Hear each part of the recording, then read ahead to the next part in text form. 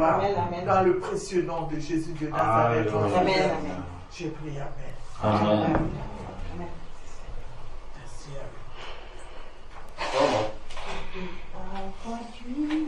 Seigneur m'appelle. La croix et viens, suis-moi. Je réponds, sauveur fidèle, me voici, je suis à toi. Jusqu'au bout, je veux te suivre dans les bons, les mauvais jours. À toi pour mourir et vivre, à toi Jésus pour toujours. Mais le chemin du calvaire est étroit et périlleux. C'est un chemin solitaire, difficile et ténébreux. Jusqu'au bout, je veux te suivre dans les bons, les mauvais jours. À toi, pour mourir et vivre, à toi, Jésus, pour toujours. Il faut quitter ce qu'on aime, savoir être mal jugé, endurer l'injure même, du monde être méprisé,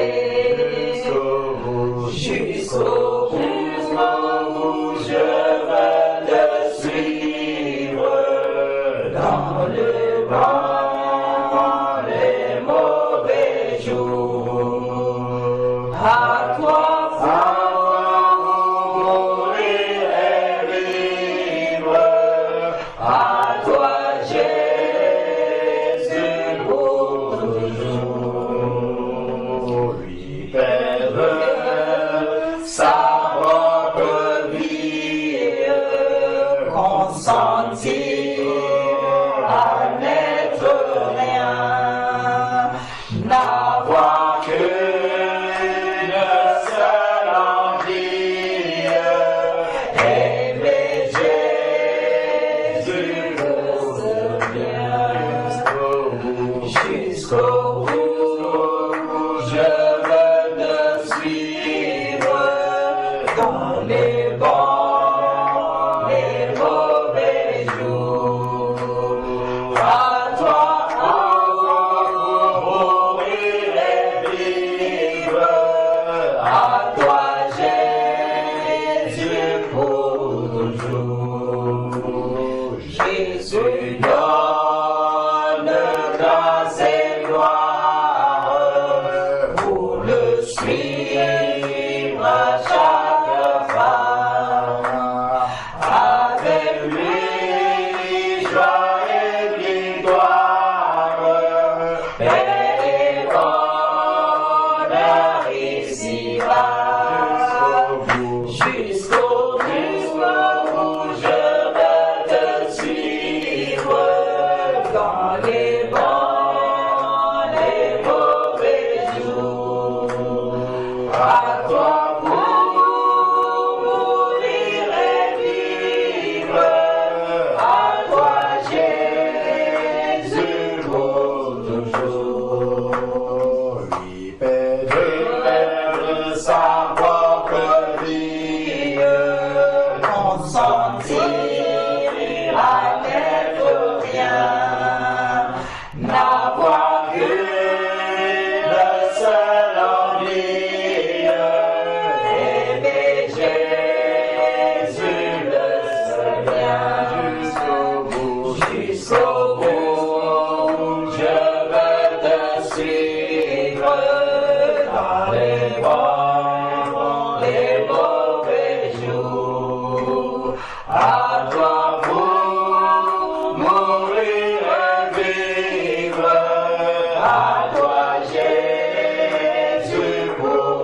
toujours. Il faut quitter ce qu'on aime, savoir être mal jugé, endurer l'injure même du monde, être méprisé jusqu'au bout, je veux te suivre dans les bons, les mauvais jours.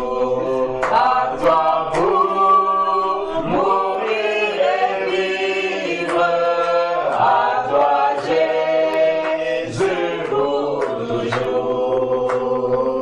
Il faut quitter ce qu'on aime, savoir être mal jugé, endurer l'injure même du monde, être méprisé jusqu'au bout, je veux te suivre dans les bons, les mauvais jours. À toi pour mourir et vivre, à toi Jésus pour toujours. Mais le chemin du calvaire est étroit et périlleux. C'est un chemin solitaire, difficile et ténébreux. Jusqu'au bout, je veux te suivre dans les bons, les mauvais jours. À toi faut mourir et vivre, à toi Jésus pour toujours. Mais le chemin du calvaire est étroit et périlleux.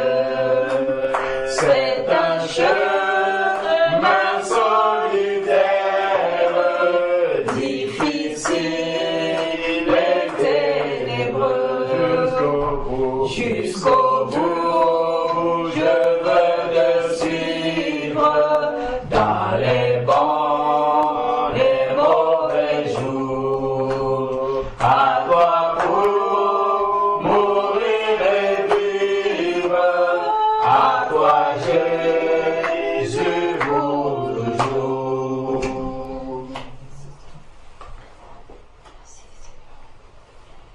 Merci éternel notre Dieu. Oh Seigneur, chaque jour tu nous appelles, chaque jour tu nous dis, viens, prends ta croix, suis-moi. Oh Seigneur, le chemin du calvaire, c'est un chemin étroit, un chemin difficile. Un chemin où il faut accepter l'insulte.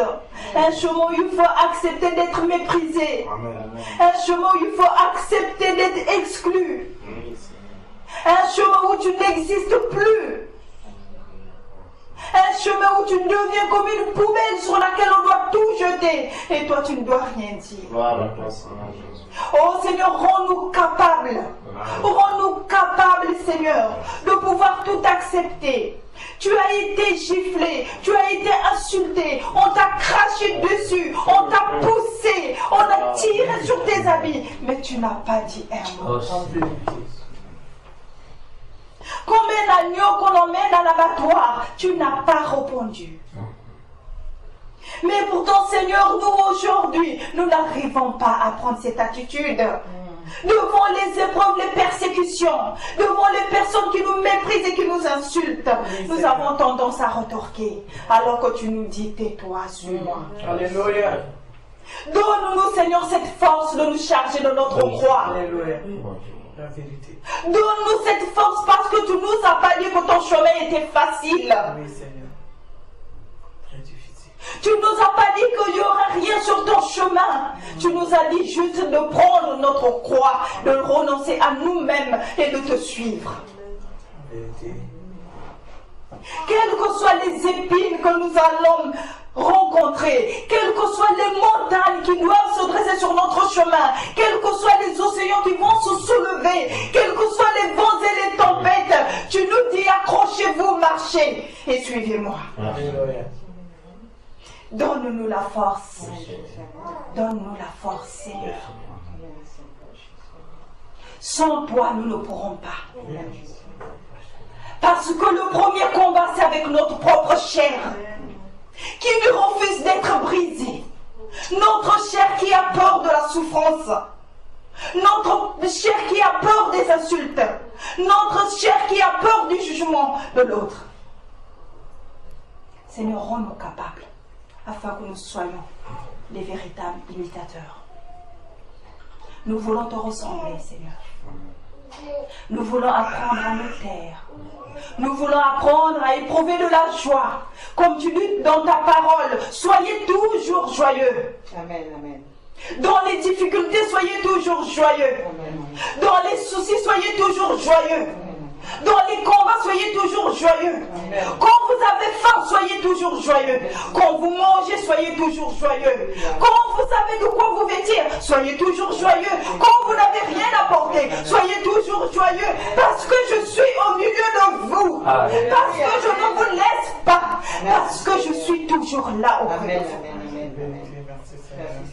Les plaintes sont devenues monnaie courante dans la bouche de mon peuple. Arrêtez de vous plaindre.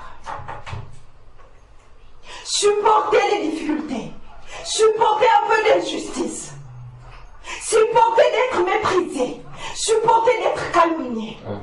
Ne rendez pas le mal pour le mal. Ne méprisez pas celui qui vous méprise. Amen, Jésus, amen. Obéissez à ma parole. Amen, Jésus. Obéissez à ma parole. Rendez ma joie parfaite. Marchez dans mes commandements. Soyez toujours joyeux. Amen. Soyez toujours joyeux. Amen.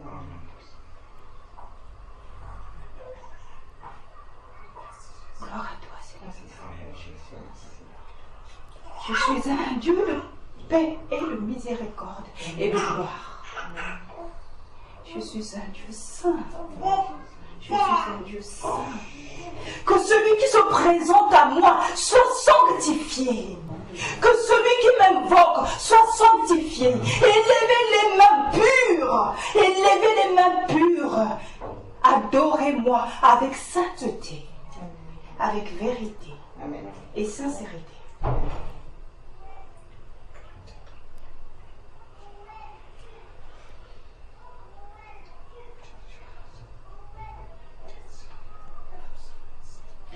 Merci éternel notre Dieu. Merci Seigneur pour l'amour que tu nous témoignes, nous qui ne sommes rien. Merci Seigneur pour l'amour que tu nous témoignes, nous qui étions perdus. Tu es venu nous réconcilier avec toi-même. Amen. Tu es parti nous chercher dans les fins fonds, Seigneur, des ténèbres dans lesquelles nous vivons. Amen. Tu nous as emmenés à ta sainte lumière pour faire de nous des sacrificateurs. Amen, Jésus. Merci éternel Dieu pour la lumière, Seigneur, que tu nous fais resplendir dans nos vies. Merci Seigneur parce que c'est toi qui chasses les ténèbres autour de nous. Merci Seigneur parce que c'est toi qui nous donne la force chaque jour de marcher. Merci parce que c'est toi Seigneur qui nous réveille tous les matins et qui nous donne de quoi nous nourrir. Que ton nom soit élevé, que ton nom soit glorifié dans nos vies, d'éternité en éternité. Donc on va faire un petit rappel dans la parole du Seigneur dans 2 Corinthiens chapitre 5 verset 17 que nous connaissons par cœur. 2 Corinthiens chapitre 5 verset 17.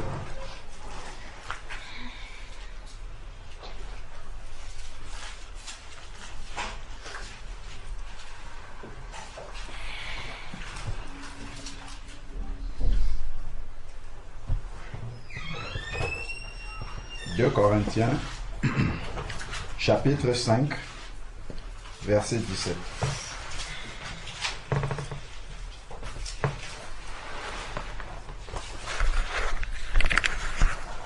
La parole de Dieu nous dit: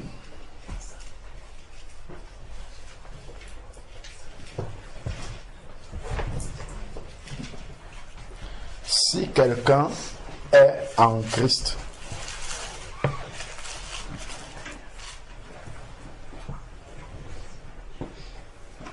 si quelqu'un est en Christ, il est une nouvelle créature.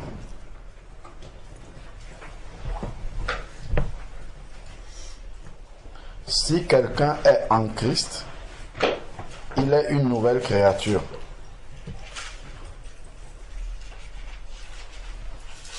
Les choses anciennes sont passées, et voici toutes choses sont devenues nouvelles.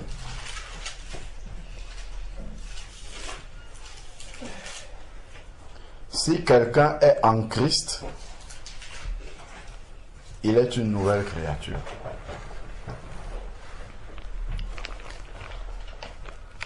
Nous citons beaucoup ce verset, nous le connaissons bien.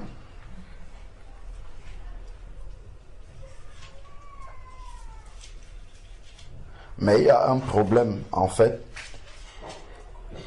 pas dans le verset,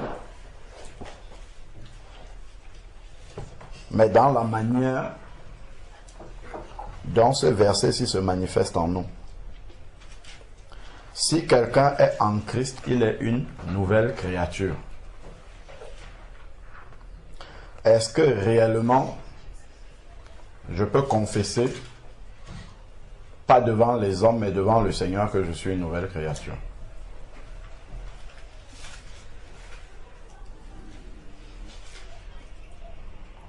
Je peux confesser par la foi, en théorie, que je suis une nouvelle créature.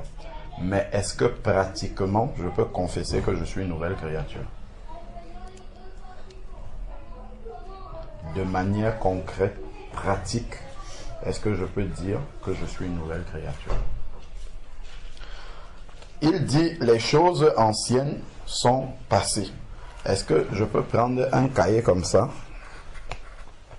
Je commence à lister les choses anciennes qui sont passées dans ma vie. Combien de pages je vais remplir?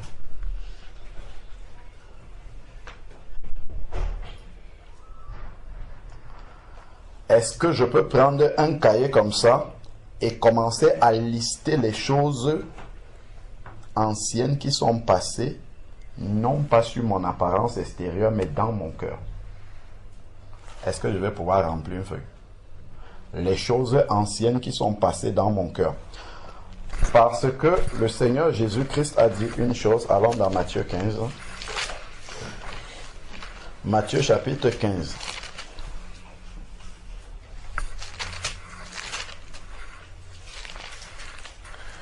Matthieu chapitre 15. Jésus dit, on peut prendre à partir du verset 15.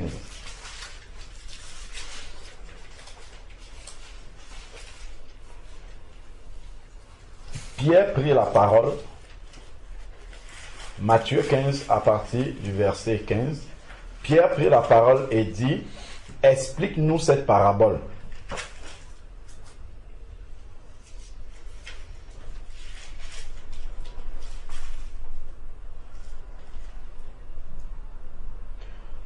Pour qu'on comprenne bien le contexte, disons le verset 10.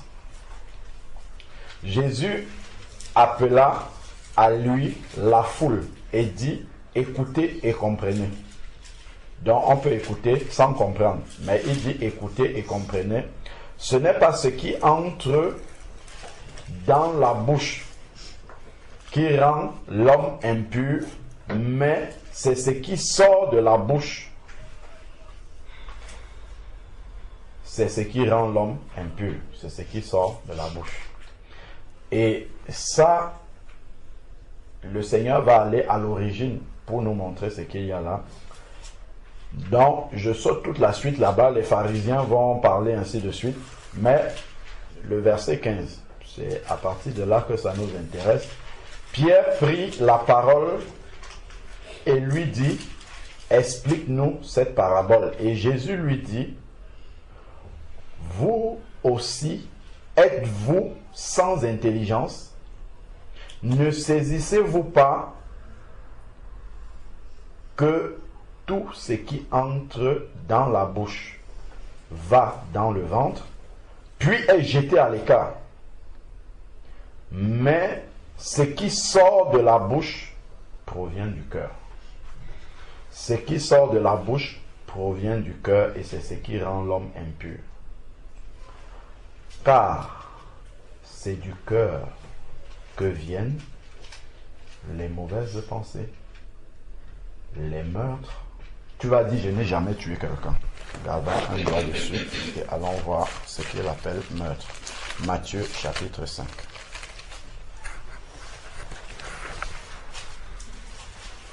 Matthieu chapitre 5, on garde un doigt dessus et après on va revenir dans Matthieu 15. Matthieu chapitre 5, verset 21. Matthieu chapitre 5, verset 21. Vous avez entendu qu'il a été dit aux anciens, tu ne commettras pas de meurtre. Celui qui commet un meurtre est passible du jugement. C'est un meurtre physique, aller tuer quelqu'un. Mais, je vous dis, quiconque se met en colère contre son frère est passible du jugement. Celui qui dira à son frère Raka sera justiciable devant le Sanhédrin. Celui qui dira insensé sera passible de la géhenne du feu. C'est impressionnant comment le Dieu d'amour qui est là pour ce que nous on dirait si peu. Tu as juste dit à quelqu'un insensé. Il dit que tu es passible d'aller dans la géhenne. Regardez un peu quand tu es en train de conduire ta voiture, quelqu'un vient et te coupe le chemin comme ça, tu baisses ta vie. Tu es un insensé, tu es con. À l'instant là, tu meurs. C'est ici là que tu pars dans le feu, la géhenne. Tu vas dire, mais comment? En fait, lorsque tu as dit ça, Jésus nous dit que pour lui, tu as déjà commis un meurtre. Parce que en réalité, tous les êtres sont des créatures de Dieu. Et donc, quand tu insultes la créature de Dieu, c'est le Créateur que tu as insulté. Parce que personne ne s'est créé lui-même. Donc, c'est le Créateur que tu as insulté. Nous devons prendre garde à la manière dont nous traitons les créatures de Dieu. C'était juste une parenthèse pour montrer que quand Jésus dit que du cœur vient des meurtres, tu peux dire, ah, moi je n'ai même jamais eu la pensée de tuer quelqu'un. Combien de fois par la parole nous avons éliminé des personnes, beaucoup, nous avons tué beaucoup de personnes par la parole. Continuons. Donc, le Seigneur, si, regardons d'où nous sommes partis. Nous sommes partis du fait, est-ce que je suis réellement une nouvelle créature? Théoriquement, oui, parce que le Seigneur le dit. Est-ce que dans la pratique, je peux dire que je suis une nouvelle créature? Si je le dis, est-ce que je peux prendre une feuille et commencer à dire qu'est-ce qui est nouveau dans mon cœur? Quand je vais commencer à citer, le Seigneur dit dans Matthieu 15 que les meurtres viennent du cœur. Quand je vais voir meurtre, je ne vais pas écrire ça dans ma liste parce que je vais dire, je n'ai jamais tué quelqu'un, je n'ai même pas eu la pensée. Donc, on a juste fait un parallèle dans la parole de Dieu pour nous montrer ce que Jésus lui considère déjà comme étant un meurtre, une mauvaise parole qui qualifie quelqu'un sur son physique par exemple, sur son intelligence ou des choses comme ça. Ça, on a déjà commis un meurtre, ça fait partie des meurtres. Donc, continuons dans Matthieu 15, verset 19. C'est du cœur que viennent les mauvaises pensées, les meurtres, les adultères, l'adultère n'est pas seulement tromper sa femme. L'adultère spirituel existe. Dès que je cherche la solution, si je suis un enfant de Dieu, qu'est-ce que ça veut dire? Je suis l'épouse de Christ. L'épouse est soumise à son mari en toutes choses. Si j'ai un problème, je vais chercher la solution en dehors de Christ. Et je suis en train d'aller voir un amant. C'est un adultère. Donc, si je fais ma liste des choses qui n'ont pas changé dans le cœur, je dois citer ça. Quand j'ai un souci, un problème, est-ce que c'est à Christ d'abord que je regarde ou est-ce que je vais aller chercher d'abord à l'être humain? Ça là, c'est un adultère en fait. Est-ce que c'est à Christ que je vais regarder ou est-ce que je vais réfléchir selon les solutions humaines qui se présentent devant moi? Ça, si je réfléchis comme ça, c'est un adultère. Donc je peux être le plus fidèle à ma femme, mais être un grand adultère devant le Seigneur. Et c'est pire encore l'adultère spirituel. Donc, l'adultère. Prostitution, c'est quand ça devient quelque chose de récurrent, en fait. Quand pratiquement tout ce qu'on fait, moi je ne parle même pas de la prostitution physique, je suppose qu'on est délivré déjà de ça, je parle surtout dans le domaine spirituel. Quand de manière, en fait, on n'est pas changé réellement de l'intérieur, ce qui fait que quand on est devant une situation, il n'y a rien qui s'est passé en nous. Je vais faire peut-être une petite prière par acquis de conscience. Une fois que j'ai prié, je laisse la prière là où elle est et puis je fonce dans les solutions humaines. Je cherche les solutions vraiment telles que la raison, en fait, me pousse à être. Si je fonctionne comme ça de manière naturelle, je suis une prostituée spirituelle.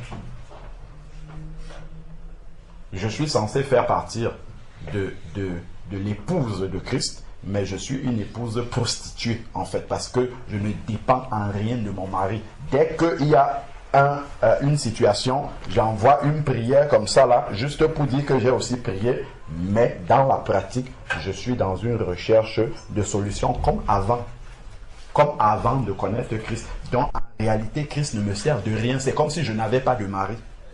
Donc, j'agis en toute liberté. Ça, c'est de la prostitution. Ça fait partir des choses qu'on doit mettre sur la liste des choses qui n'ont pas changé dans notre cœur, qui ne sont pas devenues nouveaux en nous. Mais il a dit, toutes choses sont devenues nouvelles. C'est pour ça que je demande, est-ce que c'est un verset théorique ou est-ce que réellement je peux me mettre comme ça et dire je suis réellement une nouvelle créature? Si je dis je suis réellement une nouvelle créature, je dois pouvoir commencer à dire avant j'étais ça, maintenant je suis ceci. Avant j'étais ça, je dresse une liste comme ça, des pages et des pages et des pages et des pages. Là on dit réellement que tu es une nouvelle créature. Si à peine j'ai cité 2 choses et c'est fini, tout le reste c'est comme la vie d'avant, il y a un problème. Nouvelle créature.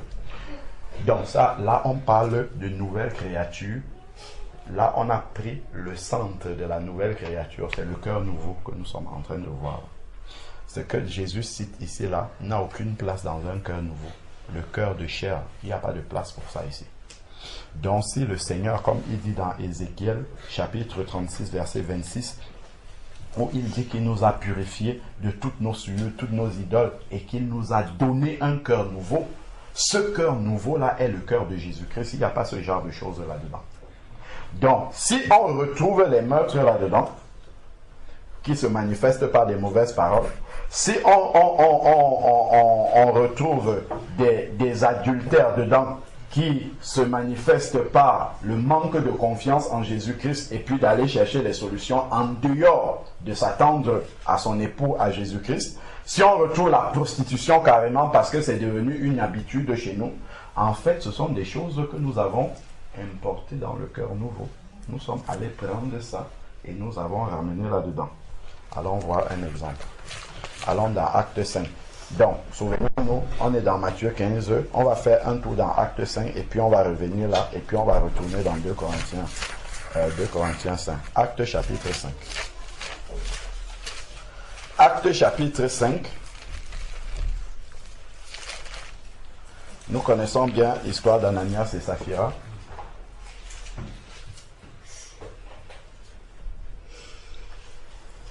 Actes chapitre 5.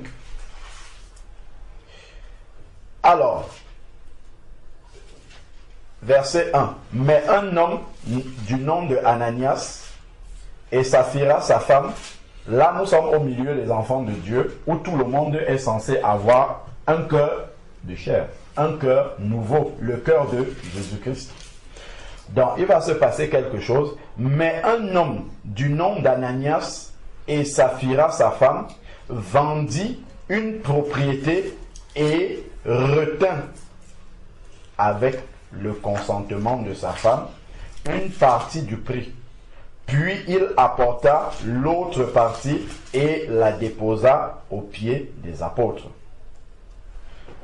Pierre lui dit, Ananias, pourquoi Satan a rempli ton cœur? Satan n'était pas dedans, mais Satan est venu remplir, souiller le cœur qui était le cœur de chair. Nous pouvons ouvrir la porte à Satan comme ça pour souiller le cœur de chair que le Seigneur nous a donné par tant de choses. La convoitise, il y a tellement de choses qui peuvent souiller ce cœur de chair que le Seigneur nous a donné. Pourquoi Satan a-t-il rempli ton cœur au point de mentir? Est-ce que nous voyons la relation? Jésus a dit que ce n'est pas ce qui entre dans la bouche qui souille l'homme, mais c'est ce qui sort. Qu'est-ce qui s'est passé? Satan a souillé le cœur et une parole de mensonge est sortie. Parce qu'à l'intérieur, il y avait la souillure déjà, la duplicité. Il a vendu le terrain. Il aurait pu ne pas ramener l'argent, ce n'était pas une obligation. Seulement, il veut prendre les honneurs du fait qu'il a vendu son terrain, il a ramené l'argent et il dit que c'est tout qu'il y a là. Alors qu'il aurait pu dire, j'ai vendu d'ailleurs, quand on lit l'histoire, j'ai vendu à tel prix. Avec mon épouse, on a jugé que c'était nécessaire de donner, je ne sais pas, tel montant. Le reste, on va l'utiliser. Ça, ce n'était pas un problème. C'est le fait de mentir, de dire qu'il a tout, il a vendu et que voici le prix de tout alors qu'il a gardé une partie. Donc, il y a une souillure qu'il a laissée entrer dans le cœur et ça s'est manifesté par une parole de mensonge au Saint-Esprit. Là, il a blasphémé. Donc, ici, Pierre dit à Ananias, pourquoi Satan a-t-il rempli le cœur au point où tu mens, la bouche? Donc le cœur d'abord est souillé et ensuite la bouche va pécher.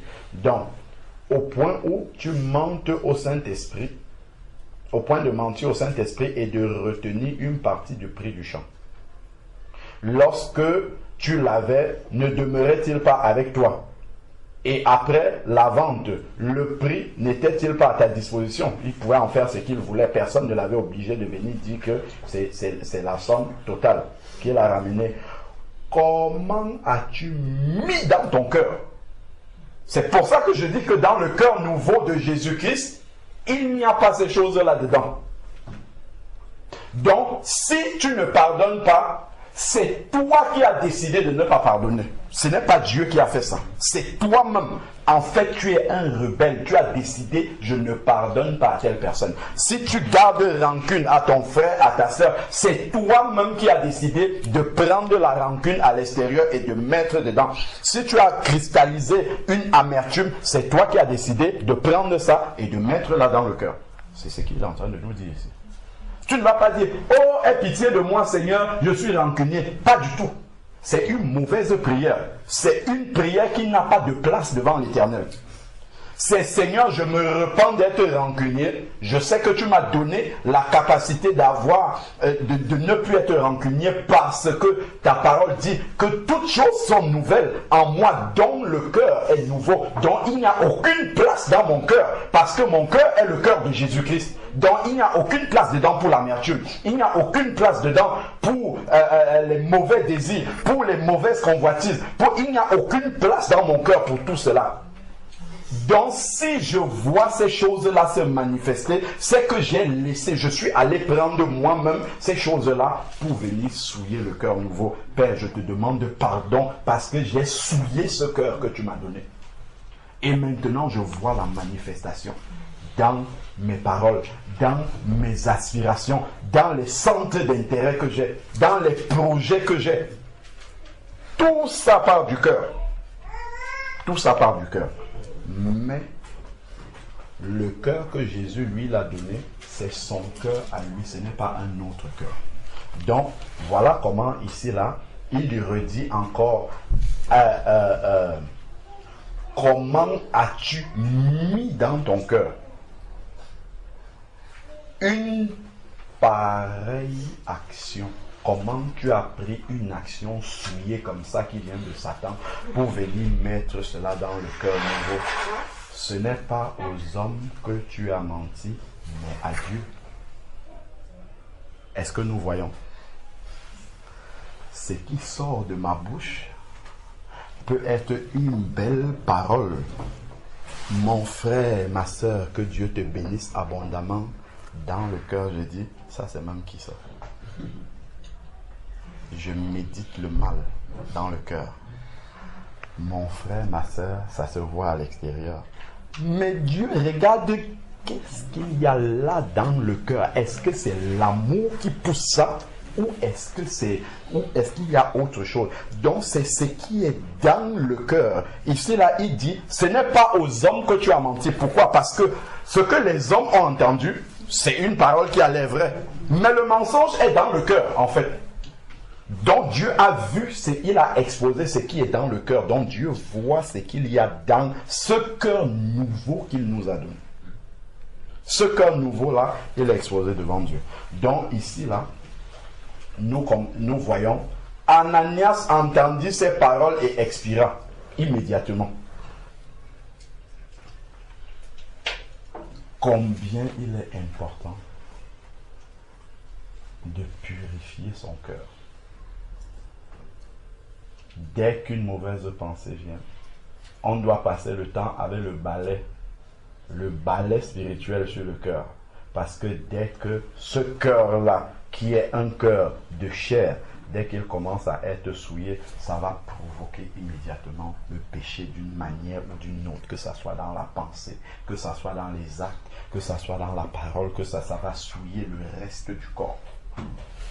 Revenons dans Matthieu 15. Donc on voit que la responsabilité de ce qui entre dans ce cœur-là nous appartient. La responsabilité de protéger ce cœur-là nous appartient. Parce qu'on voit que Pierre n'a pas dit à Ananias, oula, Ananias, je vois que le cœur là, il faut qu'on prie pour ton cœur. Pas du tout. Il lui a mis la responsabilité, elle était entière sur Ananias.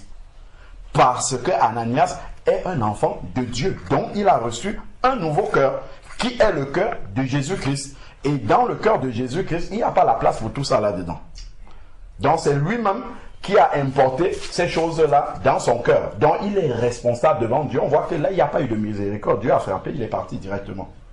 Donc, revenons dans Matthieu 15, nous continuons. Nous sommes dans Matthieu 15, verset 19. C'est du cœur, donc, que viennent les mauvaises pensées. Quand une mauvaise pensée arrive, qu'est-ce que je fais? Est-ce que je l'entretiens ou est-ce que je la détruis au nom de Jésus-Christ?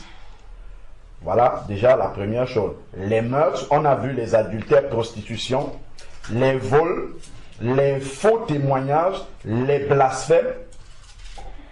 Et tout ça, en fait, c'est dans notre cœur et ça va provoquer des choses à l'extérieur.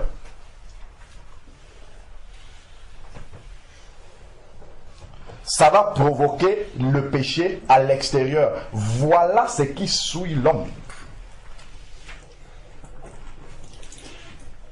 Voilà ce qui souille l'homme. Mais manger sans se laver les mains, ce n'est pas ce qui rend impur. Donc, voilà déjà comment nous avons parlé de la nouvelle créature.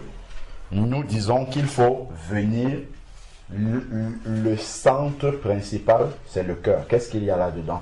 Qu'est-ce que je peux citer en disant, comme on a vu là, les meurtres n'ont plus aucune place dans mon cœur parce que je ne vois pas ça se manifester. L'adultère n'a plus aucune place dans mon cœur. On a expliqué c'est quoi. Ainsi de suite, la prostitution n'a plus aucune place dans mon cœur. Ainsi de suite, les mauvais désirs, les mauvaises pensées, quand ça vient, je tue ça, donc ça ne reste pas dans mon cœur. Tout ça fait partie de ce que nous devons nous poser comme question de manière pratique. Est-ce que je dis simplement de manière théorique que je suis une nouvelle créature ou est-ce que de manière concrète, pratique, cela se voit? Première chose. Allons maintenant voir quelque chose Là, c'est ce qui doit se passer spirituellement. C'est ce qui doit se passer spirituellement. Lorsque nous naissons de nouveau, si quelqu'un est en Christ, il est une nouvelle créature. Les choses anciennes sont passées et voilà toutes choses, pas certaines choses. Donc, je dois rechercher en tant qu'enfant de Dieu, le standard que je dois rechercher, c'est que la paix, ici, là, toutes choses qui sont devenues nouvelles, que ça soit vrai, visible dans ma vie. Il faut que ça devienne concret et visible dans ma vie. Il y a quelque chose que Frère Georges nous avait expliqué une fois. Allons voir ça dans Jean chapitre 21.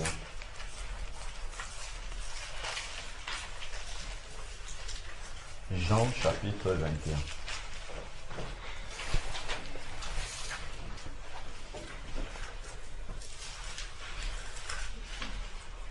Jean chapitre 21 à partir du verset 1. Il est écrit: Après cela, Jésus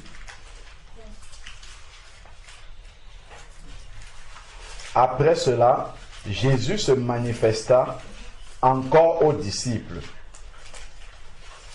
sur les bords de la mer de Tibériade. Jean chapitre 21. Voici comment il se manifesta. Simon-Pierre, Thomas appelé Didyme, Nathanaël de Cana en Galilée, fils de Zébédée, et 2 autres de ses disciples étaient ensemble. Simon-Pierre leur dit: Je vais pêcher. Il dit: Allons, nous aussi avec toi. Ils sortirent et montèrent dans la barque. Cette nuit-là, ils ne prirent rien. Le matin venu, Jésus se trouva sur le rivage, mais les disciples ne savaient pas que c'était Jésus.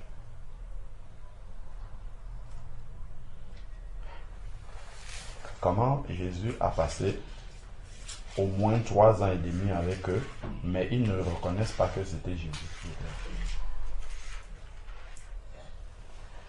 Jésus leur dit: Enfants, n'avez-vous rien à manger? Il répondit: Non. Il leur dit: Jetez le filet du côté droit de la barque, et vous trouverez. Ils le jetèrent donc, et ils n'étaient plus capables de le retirer à cause de la grande quantité de poissons. Alors le disciple que Jésus aimait dit à Pierre: C'est le Seigneur. Il a reconnu, mais après que Jésus ait manifesté quelque chose, que en fait ça c'est le Seigneur qui est là. Et cette scène-ci intervient après la résurrection de Jésus. Donc après la résurrection de Jésus-Christ, les disciples qui étaient pourtant avec lui ne le reconnaissent plus physiquement. Allons dans Romains chapitre 6. Romains chapitre 6. Romains chapitre 6.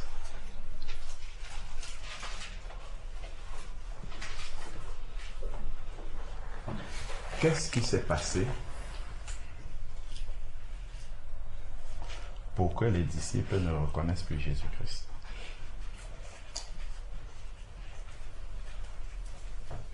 Il a fallu que Jésus meure. Pour que Jésus meure, il a fallu que Jésus aille à la croix. Il a été à la croix. Il est mort, il a été dans le tombeau, il est ressuscité, et là maintenant, ils ne le reconnaissent plus. Lisons d'abord ici, et après on va expliquer. Romains chapitre 6, verset 3. Ignorez-vous que nous tous qui avons été baptisés en Jésus-Christ, c'est en sa mort que nous avons été baptisés. Écoutons bien ce qu'il est en train de dire. Il dit que le baptême, c'est en sa mort que nous avons été baptisés. Nous avons donc été ensevelis, enterrés avec lui par la mort du baptême. Afin que, donc il y a un but, Comme Christ est ressuscité. Là, on a vu Christ physiquement ressuscité. Comme Christ est ressuscité d'entre les morts, par la gloire du Père, de même nous aussi, nous marchions en nouveauté de vie. Comme Christ est ressuscité et les proches qui étaient avec lui ne le reconnaissent plus du tout, ben de la même manière, lorsque je suis enseveli dans le baptême et que je ressors, ceux qui sont à côté de moi ne me reconnaissent plus parce que ma vie est transformée, parce que ma vie est changée, parce que ma vie est devenue nouvelle. Et ça ne doit pas être théorique. Maintenant, comment est-ce que ça doit arriver? Ce n'est pas parce qu'on te prend, on te plonge dans les eaux du baptême, tu sors, et maintenant, quand tu es sorti, les autres déjà physiquement, tu n'as pas changé, donc les autres vont te reconnaître physiquement. Par contre, ils doivent voir de manière pratique dans ta vie qu'il y a un renoncement, un changement radical. Ils ne doivent plus reconnaître la manière dont tu réfléchis, la manière dont tu te projettes, la manière dont tu penses, la manière dont tu parles. Toutes ces choses-là doivent radicalement changer. Et c'est pour cette raison-là qu'on ne te reconnaît plus. Mais avant que tout cela ne change, mais il faut la croix, il faut la mort. Si tu ne meurs pas, tu seras la même personne. Ce n'est pas théorique ça. Il faut accepter la croix dans sa vie pour que le changement vienne. Si tu n'acceptes pas, c'est par la croix en fait que Jésus va réellement changer ta vie. Si on vient te provoquer et tu te défends, si Jésus met toutes ces choses-là devant nous, pour que nous mourons et que nous changions réellement, pour que nous réalisons qu'il nous a donné une capacité que nous n'avions pas avant, la capacité de résister à la tentation, de répondre à quelqu'un, de rendre le mal par le mal, de vouloir m'expliquer toujours. Il nous a donné la capacité de mourir, la capacité d'accepter les épreuves, d'accepter la croix, la souffrance dans notre vie. Il nous a donné cette capacité-là. Mais si tu ne meurs pas, si tu ne passes pas, tu n'acceptes pas la croix, c'est sûr que tu ne vas pas mourir. S'il n'y a pas mort, il n'y a pas résurrection. S'il n'y a pas croix, il n'y a pas mort. S'il n'y a pas mort, il n'y a pas résurrection. S'il n'y a pas résurrection, ça veut dire qu'il n'y a pas de transformation, il n'y a pas de changement dans ta vie. Tu seras la même personne. Les gens vont toujours te voir comme avant. Et c'est clair et net que si tu n'es pas ressuscité, ben, tu ne vas pas pouvoir mener une âme réellement à la conversion. Ce n'est pas possible. Tu vas parler de la Bible, mais ça sera comme une belle histoire que tu racontes qui s'est passée très loin parce qu'elle n'est pas vraie pour toi. Elle doit d'abord être vraie pour toi pour que en parlant à l'autre, ça devienne vrai aussi pour lui et que ça le touche. Si ça n'a pas marché pour toi, pourquoi tu veux que ça marche pour l'autre? Comment par toi ça va marcher pour l'autre? Pas du tout. La Samaritaine dans Jean 4, quand elle rencontre le Messie, elle va raconter ce qu'elle a vécu avec lui. Elle ne parle pas dire j'ai entendu un témoignage sur internet qui dit non, c'est son propre témoignage dont elle parle. C'est son propre vécu, dont la mort.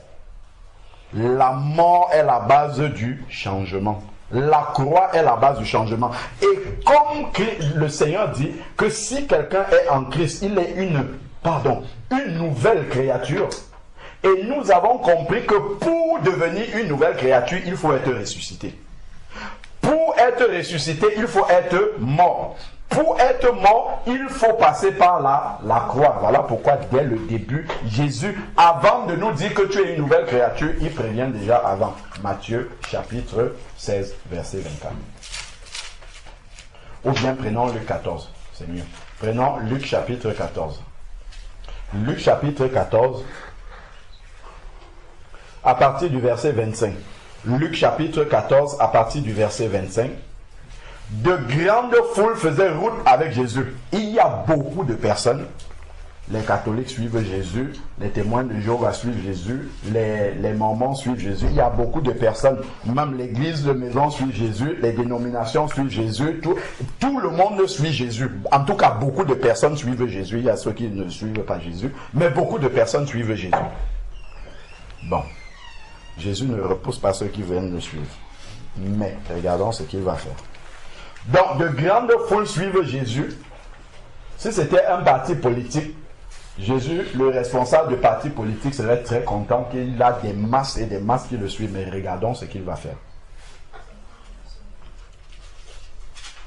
De grandes foules faisaient route avec Jésus. Déjà, moi, je dis suivait, mais là, on dit faire route avec lui. Ce n'est pas la même chose.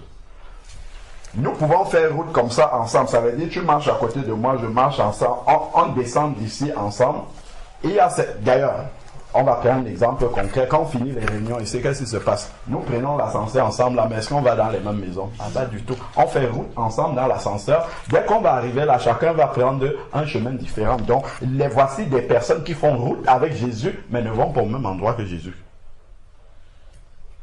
Donc, on peut être tous là, qu'on fait Jésus-Christ, mais chacun, dans son cœur, on part toujours de là, dans le cœur, il n'a pas l'aspiration d'aller dans la même destination que tout le monde.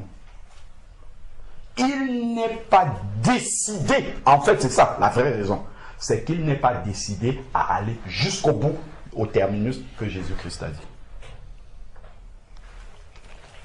Donc, il y avait la grande foule. Sachant que quand il y a toujours la grande foule,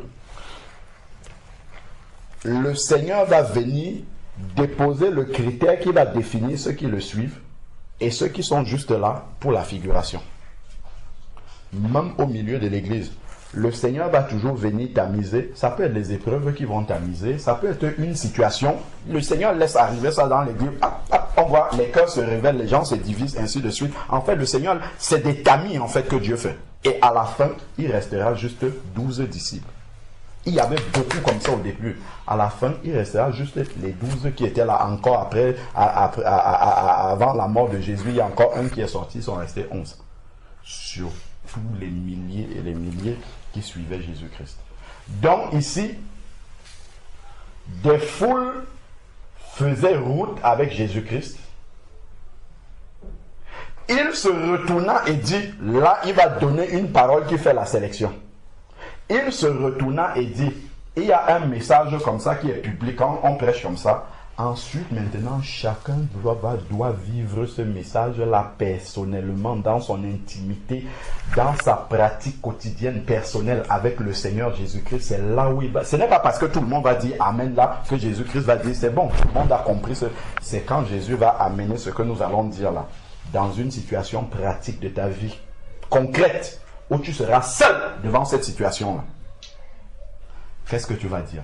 C'est la manière dont tu vas aborder la croix qui est devant toi. Si tu vas l'accepter, ça veut dire que lorsque le message était tombé, ton Amen venait réellement de Dieu. Mais si tu as dit Amen, quand tu vas voir la croix, tu fuis par l'autre côté. En fait, ton Amen, ça ne vaut rien du tout. Voilà la différence lorsque le message vient pour la foule et le tri, le tamis que le Seigneur va faire. Donc il dit ici, si quelqu'un vient à moi, la foule, maintenant, quelqu'un c'est un message personnel. Le Seigneur adresse maintenant au milieu de tout le monde un message individuel à chacun. Si toi personnellement au milieu de toute la foule, tu veux me suivre, voici les conditions. Donc il dit, si quelqu'un, il aurait pu dire si vous voulez me suivre, non, il dit si quelqu'un. Donc en fait c'est chacun qui devant ce qu'il a dit, va dire moi j'accepte, je veux marcher selon ça. Un autre va se retourner, va partir, va changer de chemin. Donc c'est individuellement que chacun va dire, ah, cette parole-là je veux la vivre, je veux la mettre en pratique. Quand ça arrivera dans ma vie, je veux réagir de la bonne façon. Et là, automatiquement, on commence à suivre, ce n'est pas sans difficulté. Donc il dit ici, si quelqu'un vient à moi, c'est bien de venir, je veux suivre Jésus-Christ. Et s'il n'est pas son Père, première chose, il ne s'agit pas de dire, maintenant je n'aime plus mon Père, je vais le haïr. Le Seigneur a dit ailleurs que celui honore ton père et ta mère afin que tes jours se prolongent sur la terre. Donc il ne s'agit pas de la haine ici. Si on le comprend mal, on va dire le Seigneur a dit qu'il faut haïr son père. Ce n'est pas ça qu'il dit. Ce qu'il est en train de dire, c'est que l'amour et la décision qui est dans ton cœur de le suivre doit être au-dessus de celle que tu as pour ton Père. C'est-à-dire que la comparaison de l'amour que tu as pour Jésus-Christ et celle que tu as pour ton Père et tout ce qu'il va citer là, l'amour que tu as pour ton Père et tous les autres là doit paraître comme la haine devant l'amour que tu as pour Jésus-Christ. C'est juste pour montrer l'écart d'amour qu'il doit avoir, l'amour de Jésus-Christ et l'amour du reste. Donc ensuite, ici là, il dit, donc, celui qui vient, s'il n'est pas son père, sa femme, ou son mari, sa mère, ses enfants, ses frères, ses sœurs, et même sa propre vie, il ne peut être mon disciple. Il ne dit pas qu'il peut essayer. Il dit qu'il ne sera jamais mon... Tant qu'il n'a pas encore fait ça, il ne peut pas être mon disciple.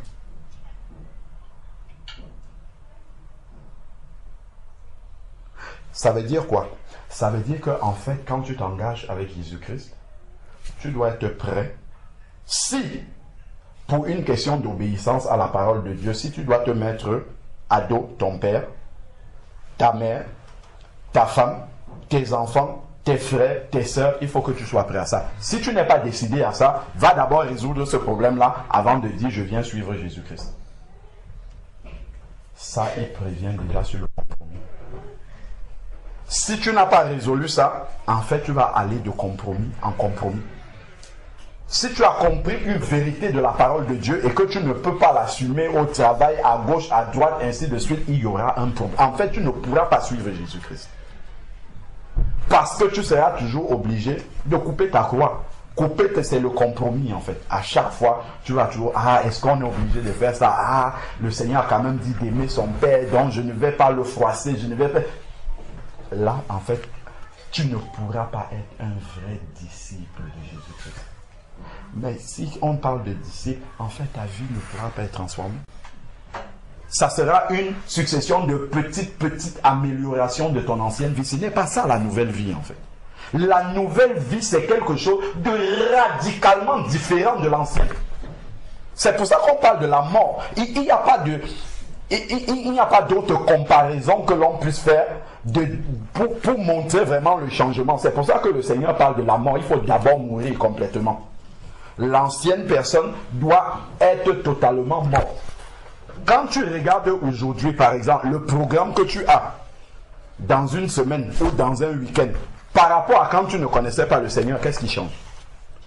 Si Jésus n'a pas pris toute la place partout, dans tout ton programme, en dehors, tu dois aller quand même travailler pour gagner ton pain en dehors de ça. S'il n'a pas occupé tous les compartiments et que tu as les mêmes loisirs, il y a un vrai... En fait, tu n'es pas encore disciple du Seigneur Jésus-Christ. Est-ce qu'on a vu les disciples de Jésus?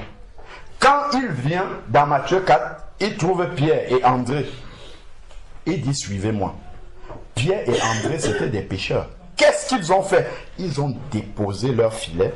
Ça veut dire, je renonce à la paix. Ce qui était son identité, je laisse ça. C'est terminer mes projets.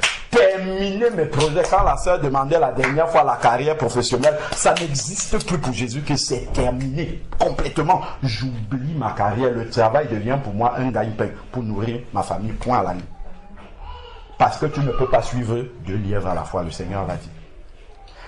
Si je veux encore avoir un cœur pour ma carrière, il vaut mieux que je m'asseye d'abord et que je calcule le prix de ma dépense. Si je veux encore avoir un cœur, je ne sais pas, pour les choses de ce monde-ci, pour bâtir des projets sur la terre, ainsi de suite, ce n'est même pas la peine d'essayer d'être disciple. Voilà pourquoi quand on donne un vrai message de la parole de Dieu, les gens trouvent que c'est difficile, c'est dur. Jésus-Christ, en fait, il a donné les règles dès le début. Lui, il ne mentait pas aux gens. Il te disait, si tu veux le suivre, il faut que tu sois prêt à ça. Si tu n'es pas prêt à ça, laisse. N'essaye même pas.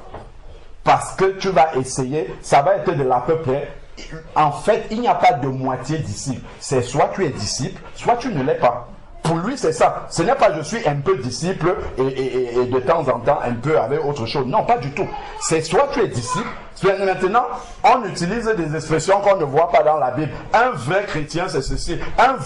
Il n'y a pas un vrai disciple dans la Bible. Il y a soit disciple, soit tu n'es pas disciple. C'est soit tu es chrétien, soit tu es un païen. Il n'y a pas de vrai chrétien, faux chrétien. Non. Si tu es chrétien, tu es disciple. Point à la ligne.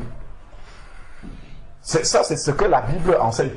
Mais aujourd'hui, il y a tellement de mélange, en fait, parce qu'il y a tellement de compromis, en fait. On donne chrétien à tout le monde, disciple.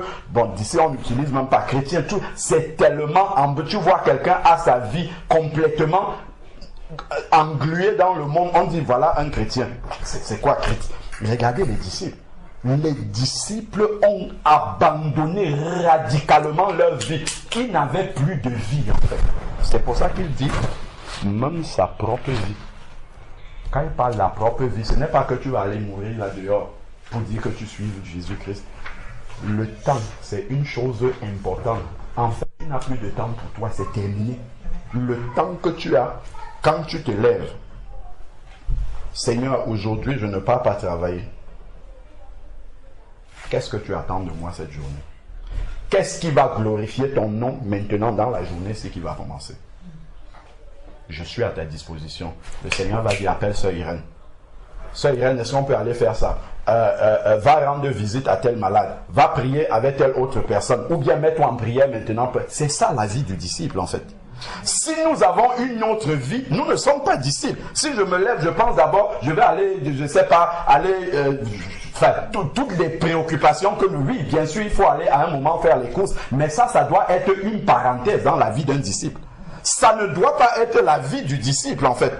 Ou si je dis je vais aller faire mes courses, dans ma tête, j'ai prié déjà pour dire Seigneur, mets quelqu'un dessus mon chemin à qui je vais parler de toi. Comme ça, de deux, je fais d'une pierre deux coups en fait. C'est l'évangélisation qui m'amène finalement à faire mes courses. C'est ça la vie du disciple. Sinon, en fait, je suis dans une religion. Mais Jésus, lui, n'a pas laissé la place à la religion. C'est pour ça que dès le début, quand les gens venaient nombreux là, il dit attention, voici le chemin. C'est pour ça qu'il a dit je suis le chemin, la vérité et la vie. Il n'a pas laissé les gens s'engager sur ce chemin-là avant de découvrir ce que c'est. Non, il leur disait déjà dès le début, il donnait des bases claires. Si tu veux t'engager sur ce chemin-là, voilà ce que ça va te coûter. Si tu es prêt maintenant pour que ça te coûte ça, ok, vas-y. Maintenant, tu peux t'engager et puis je te montrerai par la suite ce que tu devras faire. Ensuite, maintenant, nous sommes toujours ici, là, dans Luc chapitre 14. Il dit, et perdre sa propre vie, il ne peut être mon disciple. Verset 27, Luc 14, verset 27. Et quiconque ne porte pas sa croix, on a déjà expliqué c'est quoi la croix. Quand on voit par exemple quelqu'un, il lui arrivait un accident ou un coup dur dans la vie, on dit oh il porte sa croix. Non, pas du tout, ça ce n'est pas la croix de Jésus-Christ. La croix de Jésus-Christ, on va lire tout à l'heure la croix. En fait, le Seigneur pouvait ne pas aller à la croix. S'il voulait, il aurait pu éviter la croix. D'ailleurs, les disciples lui ont proposé. Ils lui ont dit, si tu vas à Jérusalem là-bas, ils cherchent à te tuer. N'y allons pas. Il aurait pu dire, ok, ben je n'y vais pas. On ne l'aurait jamais tué. Même quand les gardes sont venus l'arrêter, il aurait pu se défendre, puisqu'il a dit, il suffit juste de demander à mon père d'envoyer une légion d'anges pour me délivrer. Il aurait pu faire ça. De nous aussi, c'est la même chose tous les jours avec la croix. Si quelqu'un vient t'engueuler, tu es capable de lui répondre ou pas du tout. Si quelqu'un vient, il veut arracher, comme le Seigneur dit, arracher ton manteau, tu es capable de lui donner ta tunique ou de lui dire, pourquoi tu veux m'arracher ça? Ça ne dépend que de toi. C'est toi qui choisis de le faire. Parce que le Seigneur, lui, avec le cœur qu'il t'a donné, il t'a donné la capacité de réagir comme lui, il a réagi. Donc, ici, il dit, la croix n'est pas un malheur qui nous arrive comme ça, dont nous sommes obligés de subir les conséquences.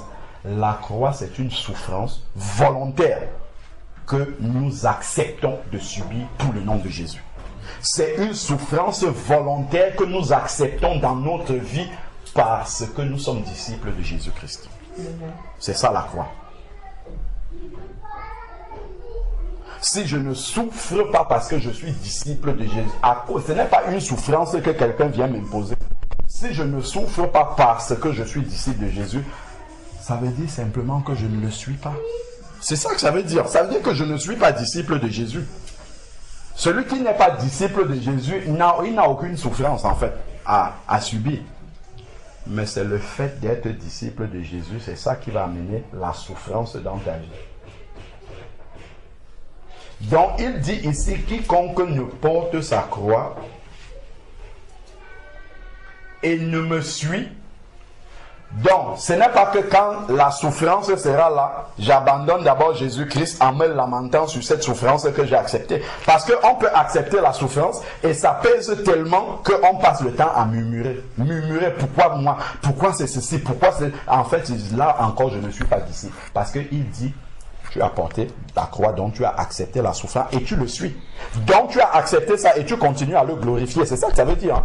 Tu continues à le remercier pour toutes ces épreuves et ces souffrances-là qui s'abattent dans ta vie. Parce qu'il est en train de te perfectionner en fait. Ça, c'est la mort qui va amener la transformation dans ta vie. Souvenons-nous du verset qui dit, c'est le grain de blé ne tombe en terre et ne meurt. Il ne peut porter du fruit. Amen. Donc il ne peut avoir de transformation dans sa vie. S'il n'y a pas la mort, il n'y aura pas de transformation dans nos vies. Si je demande à chacun d'entre nous, depuis que tu es converti à Jésus-Christ, combien de personnes,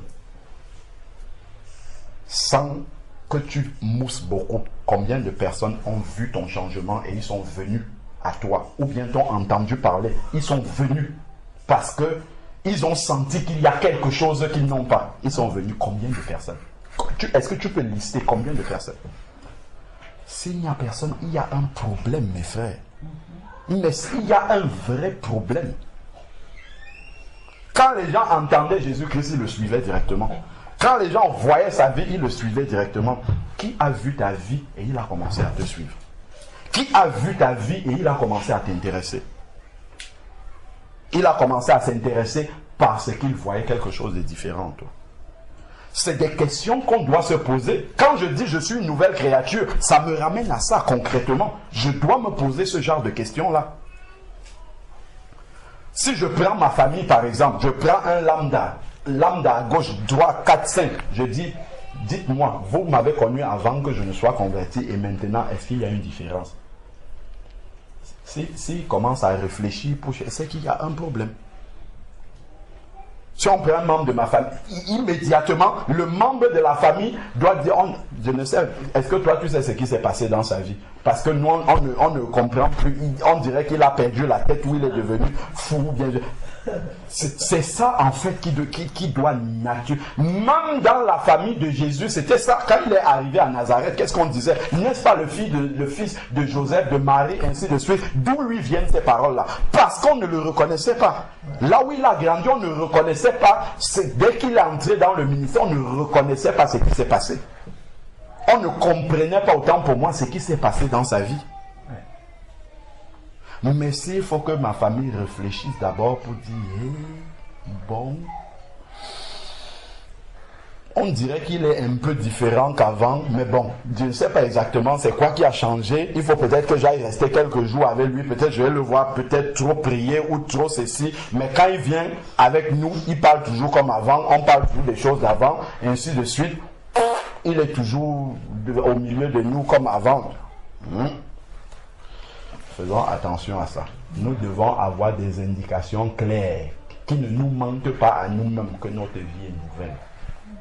Si on n'a pas des éléments concrets comme ça qui viennent des autres, qui attestent que notre vie est nouvelle, que notre vie n'est pas une religion. Parce que nous pouvons avoir une religion et penser que c'est la nouvelle vie. C'est différent, la religion et une nouvelle. Quelqu'un peut parler de Jésus tout le temps. Les religieux, les témoins de Jéhovah par exemple. Un témoin de Jéhovah dans son travail va forcément parler, mais c'est de Jéhovah. Il n'a pas la nouvelle vie, mais il parle de ça. Donc ce n'est pas parler de Jésus qui fait en sorte qu'on est une nouvelle créature. On peut parler de Jésus et après, lorsque vous avez laissé Jésus, vos collègues vous regardent maintenant réagir. On dit, ah mais il fait comme nous. Ça là, il fait aussi comme nous. Ça aussi, c'est comme nous. Ça aussi, mais finalement, Jésus, c'est quoi la différence entre nous et lui? Il n'y a pas de différence. Pour problème. Ça, c'est la religion. C'est la religion. Mais Jésus, ce n'est pas une religion qu'il a amenée. C'est une véritable transformation radicale de vie. C'est ça que Jésus a amené. Est-ce que ma vie a radicalement changé? C'est ça. Nouvelle créature, ça ne doit pas être un slogan seulement. On dit, ah, on l'a plongé dans les eaux du baptême, maintenant il est une nouvelle créature. Attendons. L'apôtre Paul dit, j'ai prêché la repentance et la conversion avec la pratique des œuvres dignes de la repentance. C'est-à-dire avec le changement de vie. C'est ça qui atteste que ton baptême est réel. C'est ça qui atteste que Jésus a validé ce baptême-là, parce que si tu te repentir, c'est quoi? C'est confesser et abandonner. S'il y a confession et pas abandon, il n'y a pas repentance. Donc il n'y a pas de nouvelle vie. Il ne faut pas qu'on se trompe là-dessus. Il faut que nous soyons sincères. Si on se ment à nous-mêmes, on ne peut pas mentir au Seigneur. Ce n'est pas possible de mentir au Seigneur. Si je mens aux autres que je suis une nouvelle créature, je fais semblant, je peux bien faire semblant d'être une nouvelle créature, mais devant Dieu, je ne suis pas une nouvelle créature. Et c'est devant lui que je vais me présenter après. Je ne pourrais pas venir dire devant Dieu, je suis vraiment une nouvelle créature. Toi-même, tu sais que je suis une nouvelle créature. S'il te montre le cliché de ta vie comme ça, il te montre avant, il te montre après, il te dit, toi-même, montre-moi la différence. Tu ne peux pas lui dire où est la différence. Tu paraîtras menteur devant lui. Il vaut mieux que je m'arrête et que je retourne à la case de départ et que je dis, Seigneur, quand je regarde vraiment,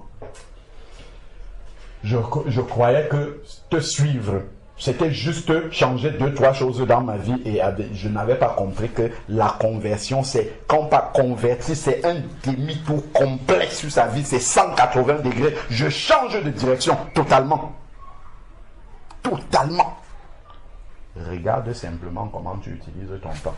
Ça va déjà te donner une indication sur si tu es un disciple ou pas. Donc ensuite, maintenant, ici, si on regarde la suite, on voit que Jésus, il prévient toujours, il dit, car lequel d'entre vous, nous sommes au verset 28 dans Luc 14, lequel d'entre vous, s'il veut bâtir une tour, ne s'assied d'abord pour calculer la dépense. Voilà ce qu'on doit dire. On doit encourager celui qui est sur le chemin de la conversion, mais on ne doit pas lui cacher ça. Parce que Jésus, lui, ne cachait pas. C'est bien, mon frère, ma soeur. C'est la meilleure part que tu as choisie qui ne te sera point ôtée. Mais sache que suivre Jésus-Christ, ça ne coûte rien de se convertir. Par contre, pour être un disciple de Jésus, il y a un prix à payer. Pour vivre, si dès que tu te convertis, tu meurs, gloire au Seigneur. Tu ne connaîtras pas ça. Mais si Jésus te laisse sur la terre, encore, il y a un prix à payer. Les 12, les 11 ont payé le prix. Tous. Il n'y a pas un qui n'a pas payé le prix. C'était eux les premiers disciples. Regardons juste leur vie. Si vous avez un qui n'a pas payé le prix, donnez-moi l'exemple. Ils ont tous payé le prix. Si on regarde, eux, c'était même physique. Ils ont tous payé le prix sans exception. Et il n'y a pas un qui a fait une exception là qu'on a vu que non. Jésus a un peu fait sa vie différente. Non, ils ont payé le prix. Eux tous les 11, ils ont tous payé le prix. Donc sachons que être un disciple de Jésus-Christ, il y a un prix à payer. On a chanté, oui, perdre sa propre vie, consentir à n'être rien, être rejeté, tout ça. C'est bien de chanter ça, mais on doit accepter ça. Concrètement, nous devons accepter que ça soit vrai dans notre vie. Donc ensuite, maintenant, ici, il dit, ne s'assied d'abord pour calculer la dépense, pour savoir s'il va terminer. Est-ce que là où je m'engage là, je commence à parler, Jésus a fait ceci, je parle de tout le monde, à tout le monde de Jésus, ainsi de suite. Quelques 2, 3 mois, 1 an, 2 ans, 3 ans après, on voit que tout le changement qu'il y avait dans ma vie, il n'y a plus rien. Quand on vient, on voit toute la mondanité commencer à revenir dans ma vie. Tout ce que j'étais avant, toutes les pensées, tout ça, c'est le feu de paille. Le Seigneur ne veut pas le feu de paille. Du tout, du tout. Une fois que tu t'engages à être disciple, tu ne regardes plus derrière comme la femme de l'autre, plus du tout. C'est devant jusqu'au bout. C'est la cité céleste que tu sais. Je dois arriver là-bas. Je n'ai plus d'autre choix que de me retourner pour vouloir repartir en Égypte. Pas du tout. Il n'y a pas de chemin retour possible pour l'Égypte. Je ne dois pas avoir envisagé même dans ma pensée de chemin retour pour l'Égypte. De peur qu'après avoir posé les fondations, il ne soit pas capable de l'achever et que tous ceux qui le verront ne se moquent en disant cet homme a commencé à bâtir et n'a pas été capable de terminer. Les gens à qui tu parlais du Seigneur, quand ils vont voir que tu es retourné, fais les mêmes choses qu'eux. C'est là où les railleries vont commencer. S'ils voient que tu vis comme eux,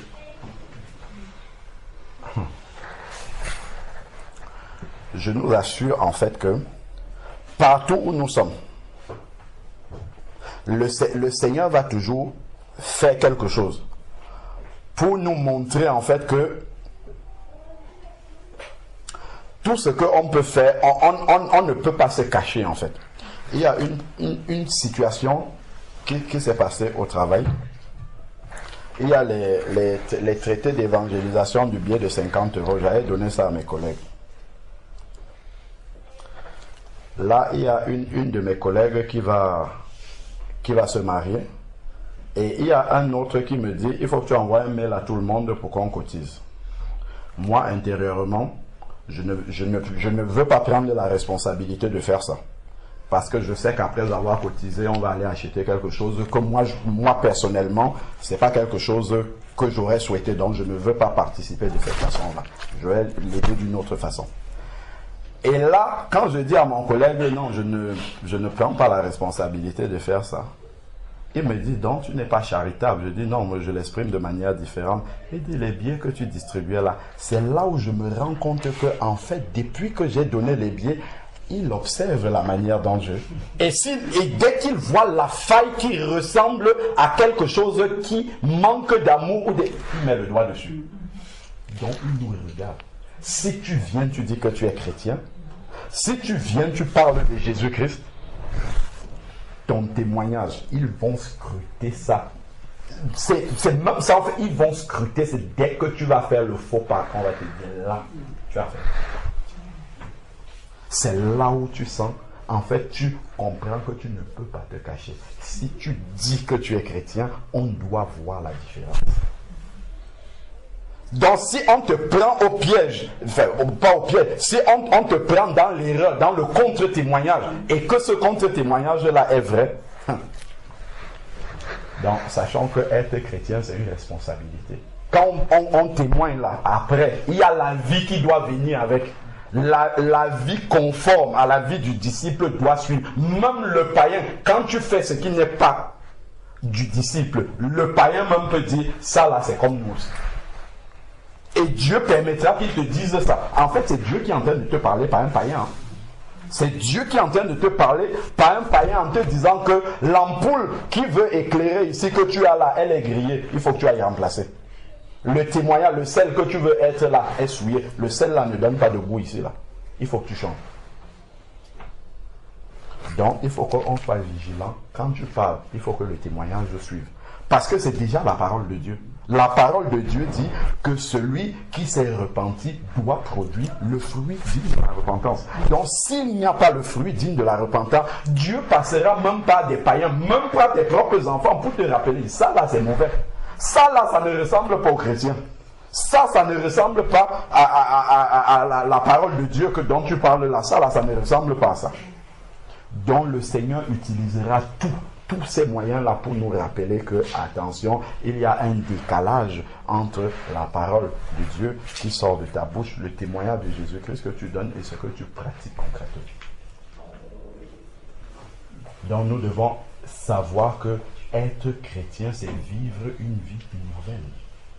C'est vivre une vie nouvelle de manière pratique. Une vie changée radicalement. Regardons, et cette vie nouvelle ne vient que si on a accepté la croix. Sans la croix, il n'y a pas la vie nouvelle. Il n'y a pas la transformation. Donc, quand nous prenons Matthieu 27, c'est juste pour mettre des versets sur ce que nous avons dit tout à l'heure. Matthieu chapitre 27. Si nous prenons à partir du verset 38. Matthieu 27, à partir du verset 38. Avec lui furent alors crucifiés 2 brigands, l'un à droite, l'autre à gauche. Les passants blasphémaient contre lui et secouaient la tête en disant: toi qui détruis le temple et qui le rebâtis en 3 jours, sauve-toi toi-même, si tu es le Fils de Dieu. N'est-il pas le Fils de Dieu? Si. Ne détruit-il pas le temple et le reconstruit en 3 jours? Il parlait du temple de son corps. Si. Il aurait pu entrer dans la discussion avec eux pour essayer de leur expliquer. Qu'est-ce qu'il fait? Il ne fait pas ça. Regardons. On lui dit: descends de la croix. Dans toutes les situations quasiment de notre vie, cette voie-là, lorsque tu vas accepter la croix dans ta vie, il y aura toujours cette deuxième voie, c'est qui va te dire: descends de la croix. Refuse la souffrance. N'accepte pas. Dieu peut quand même accepter que son enfant, voilà, ne passe pas par ce chemin-là. Tu peux quand même te défendre. Tu peux quand même, et là, dans le quand même là, en fait, tu es en train de descendre de ta croix. Souvenons-nous, dans l'Ancien Testament, on prenait l'Holocauste. On posait comme ça sur l'autel et le feu de Dieu descendait pour consumer l'Holocauste. Mais nous sommes l'Holocauste qu'on veut sacrifier. Quand on nous pose comme ça sur l'autel, quand le feu commence à descendre, l'Holocauste fuit. Donc, il n'y a pas de sacrifice. Il n'y a pas de croix, en fait, parce qu'on est descendu de cette croix. On est descendu de l'autel. On n'est pas resté là pour mourir jusqu'au bout. Donc, ici, Jésus avait la possibilité de descendre de la croix. Il n'est pas descendu. Donc, sachons, puisque dans Matthieu 10, il a dit que le disciple n'est pas plus grand que son maître. Donc ce que le maître a vécu, c'est la même chose que le disciple a vécu. Donc quand la croix va venir dans ta vie, quand les épreuves, les situations difficiles que tu dois vivre comme étant un chrétien vont arriver dans ta vie, sache automatiquement qu'il y aura la voie descendre de la croix. Donc il y aura toujours un chemin qui va te dire: n'y va pas, ne prends pas celui-là. N'accepte pas cette souffrance-là qui va arriver. Rejette cette souffrance-là, prends plutôt le chemin facile. La vallée que Lot a choisie n'accepte pas la montagne qu'Abraham a choisie. Parce que la montagne, c'est difficile de grimper, descendre plutôt. Et Lot est descendu à Sodome, c'est ce qui lui est arrivé. Une partie de sa famille a été perdue.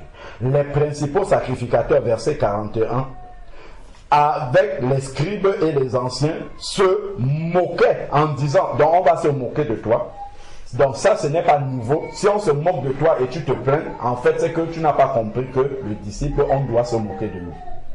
Donc, se moquait aussi de lui et disait: il a sauvé les autres et il ne peut se sauver lui-même. Si on dit quelque chose et que j'ai la capacité de le faire, je n'ai pas besoin de démontrer aux gens que j'ai la capacité de le faire. Si je suis en train d'obéir à mon maître, on dit que toi tu es un mou, tu es un ceci, je n'ai pas besoin de démontrer aux gens que j'ai la capacité de faire vraiment.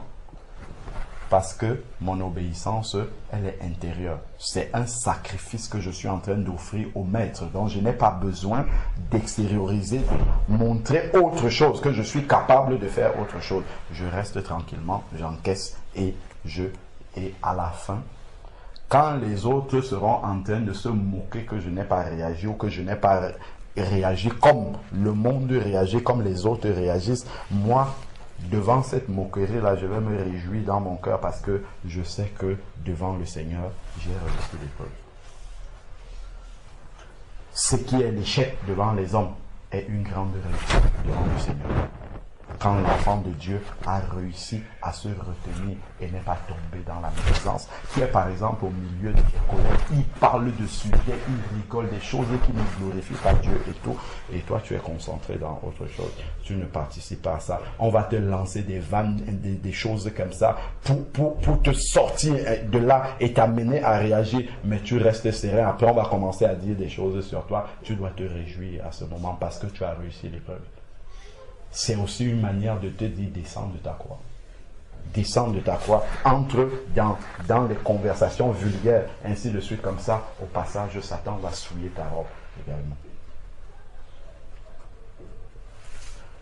Il est roi, verset 42, il est roi d'Israël,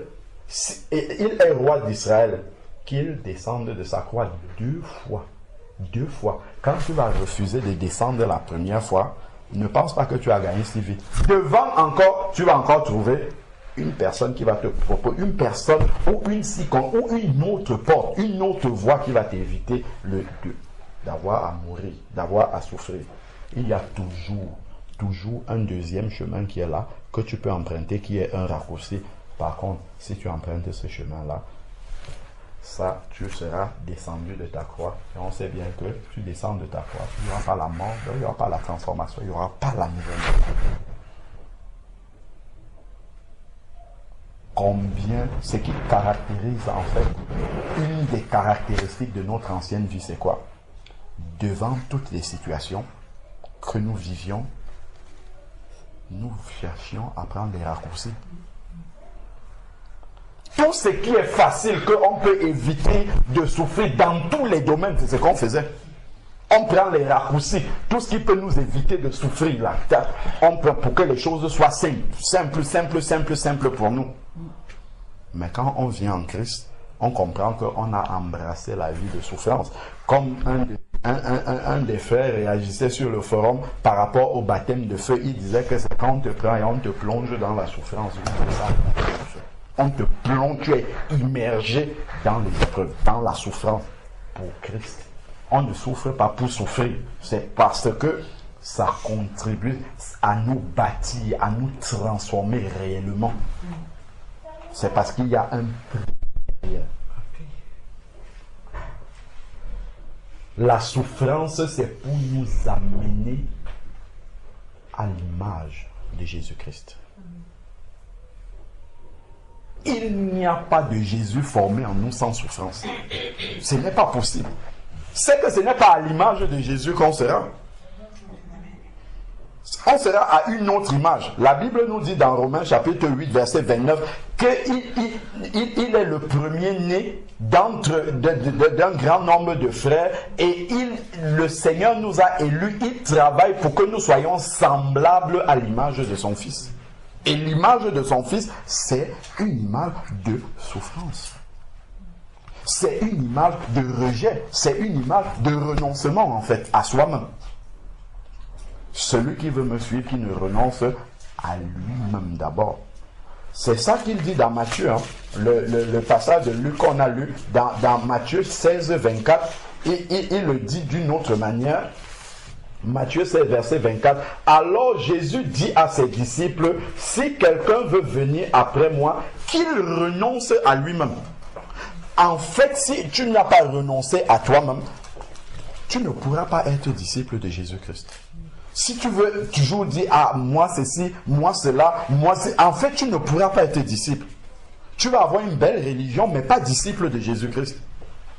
Si tu acceptes dès le début qu'il y a beaucoup de choses qu'il faudra, il y a une marche que tu devras avoir qui va complètement à l'encontre de ce que ta volonté personnelle désire. Si tu n'as pas accepté ça, en fait, tu ne seras pas disciple de Jésus-Christ. Et donc, tu ne pourras pas faire des disciples aussi.